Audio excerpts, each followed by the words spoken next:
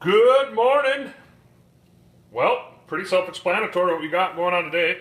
I don't really ever do the St. Louis style pork spare ribs, but I don't know. I seen them at the store the other day, and they're humongous. So this is about this is 3 3/4 pound rack.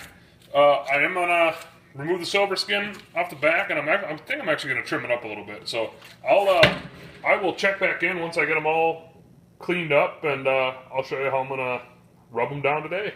Check in a little bit. All right, we're back. You can see the ribs. I already rubbed them down. Used the mustard for the binder. Do a little zoomage. But you can see what I trimmed off the back.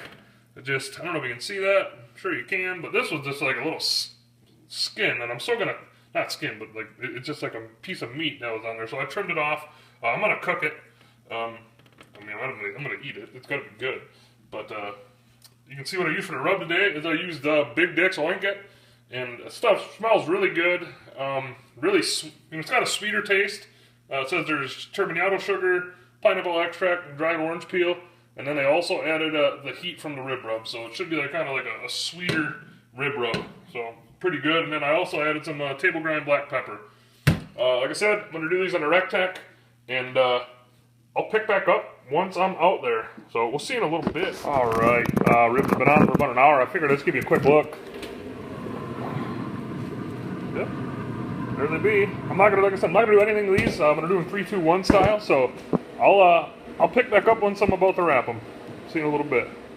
All right, been 3 hours. What I'm gonna do now is I'm gonna wrap them up in tin foil. And what I'm gonna do first is I'm gonna take some brown sugar and we'll give it a generous coating of that brown sugar. Get a little more on there. These things smell like fantastic already too, but should be good. And then I'm also going to take some honey. Give it a good, give it a good coat of honey too. I've never done 3-2-1s like this before. I've watched plenty of videos, and I just so happen to have honey and brown sugar in the house already, so I was like, oh, what the heck? Okay, that should be good. And then I'm also going to take, this is some apple juice, and I'm going to go ahead and probably, I don't know, a couple tablespoons worth of apple juice in here. Not a whole heck of a lot. These are going to get, like when you wrap these up, they get plenty moist. So kind of just want to dissolve that brown sugar a little bit. That should be good. So now what I'm going to do is I'm going to wrap them. Get them pretty tight. I might double wrap, I'm not certain. Okay. I'll just do a single wrap. I'm going to put these back in a Rectech for another 2 hours, so I'll pick back up once I unwrap them. See you in a little bit. Alright, I figured I'd just do a quick video on how well this Rectech maintains its temp. But you can see right there, I got 2 temp probes in on my Maverick. One's at 237, one's at 232, and well, wouldn't you notice that none of them are changing. See, I have the Rectech actual temp is at 226, and the set is at 225, so that's 1 degree off.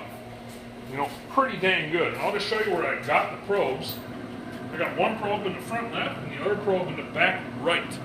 So when it comes to like temperature swings and stuff, you don't get it on the Rectech. Like the Rectech holds the temp that it says it's holding. Yeah, I mean it's what, 10 degrees off, but that is, I had a Green Mountain before this, and for the actual temp on the grill to be different than the Maverick is pretty normal. But what's nice about the Rectech is the Rectech just holds steady. Like my Maverick temperatures don't change unless the Rectech temp change. So if anybody's out there looking for a pellet grill and they're tired of the temp swings, like if they have a Traeger or a Green Mountain, and this is just my opinion, still good grills, but there's temp swings in those different kind of grills. If somebody's tired of that, I would highly recommend this Rectech, because this Rectech, when it comes to holding the temp, I'm going to say it again, it's straight cash. Like this Rectech is awesome. So I'm going to pick back up probably in about, I think the rib's got about another 40 minutes, so I'll pick back up once I unwrap them, but I just figured I'd do a quick video about the temp control in this Rectech, and it is 2 thumbs up. So we'll see in a little bit. All right, well, got the tin foil in front of us, got the ribs in front of us. It has been 2 hours, so I'm not sure how these are gonna look, but I figured I'll just do it right away on camera. Like I said, I've had bad luck doing 3-2-1 ribs. The ribs always just fall right off the bones, and yeah, it's good, but I like the ribs to kind of stick.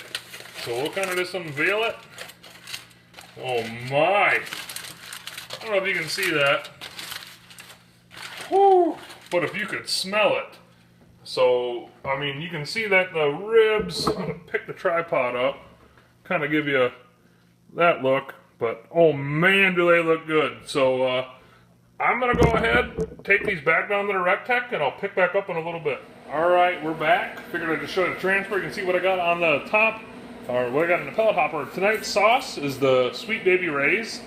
One of my favorite sauces. I don't use it a whole hell of a lot, but we'll just get to it. See how well these things hold together.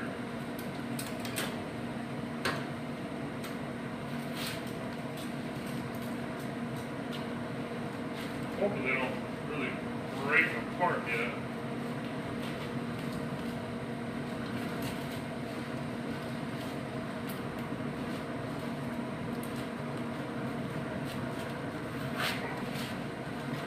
There we go. I'm going to throw them on.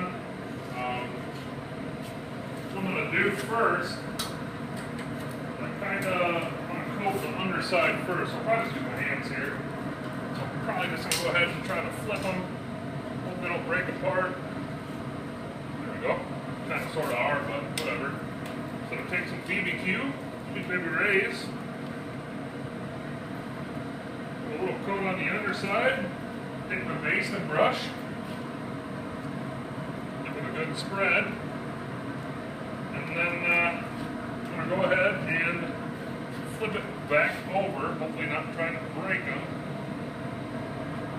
Yeah, they broke, but like I said, I've not had very good luck doing it. They're going to be good still, but I'll go ahead and I'm going to just baste that. I'm going to spread that sauce out, and I'm going to let these go for another hour yet. So I will pick back up in about 1 hour once these are done and they're ready to cut up. So we'll see in a little bit. All right, it's only been a half hour, but I don't know if you can notice, I have some potatoes on the back. And yeah, what I'm gonna do to the potatoes, I'm just gonna take some of this butter and I cut out 2 squares each for about half a tablespoon. And I think I'm just gonna double stack them. And yeah, just let that butter melt on in there. So I will pick back up once I got this back in the kitchen. And all right, we're back. You can see I once had a full rack of ribs, and you know, they're just falling right out the bone. So what I'm still gonna do is I'm gonna just go ahead and loosely cover this in tin foil. And I'm gonna let that sit there for about 15 minutes. So I will pick back up in a little bit. All right, so it's been 15 minutes. You can see I got some nice red potatoes there. You can see I sliced them. I put some butter on them, some good seasoning. So let's, without further ado, let's take a look at the ribs. They've been resting under that tin foil for about 15 minutes, and I'm gonna do something I usually don't do. But I'm just gonna go ahead and I'm gonna cut one. And I'm going to give it a try right here on camera. I know, I hate doing it, but I got to try it. We'll see what the honey and the brown sugar did.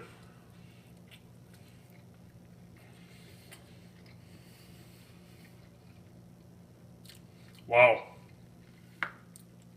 You know, even though they kind of sort of pull right off the bone, that just, oh wait, that's straight cash. So I'm going to go ahead and I'm going to carve the rest of this up, and I'm going to eat dinner. So we'll catch you guys on a flippity flop.